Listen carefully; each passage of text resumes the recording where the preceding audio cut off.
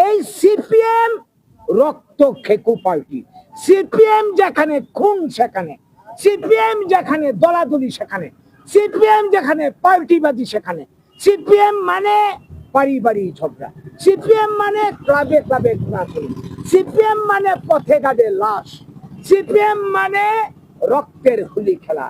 শুধু এই ত্রিপুরাতে নয়, পশ্চিমবঙ্গের বুকেও এরা হাজার হাজার বিরোধীদের খুন করিয়েছে।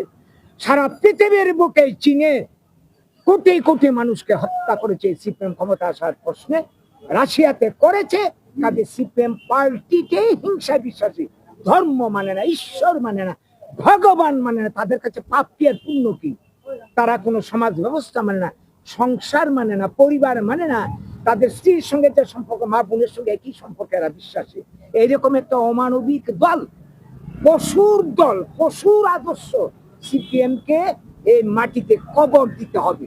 এরা ভারতের মনীষীদের এরা পূজা করে না, এরা পূজা করে বাইরের নেতাদের, লেনিনের পূজা করে, স্টেলিনের পূজা করে। এই হচ্ছে সিপিএম। এরা দেশদ্রোহী, এরা মানবতা বিরোধী।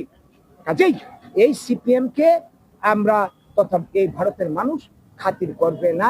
এরা আজকে ক্ষমতা দখলের জন্য মরিয়া দেখছে, মাঝে বাধা আমরা বাঙালি, তাই সমস্ত মিথ্যা অপপ্রচার করছে। আমরা বাঙালির বিরুদ্ধে একটা প্রমাণ দিতে পারবে আমরা বাঙালি কোনো খারাপ কাজে যুক্ত?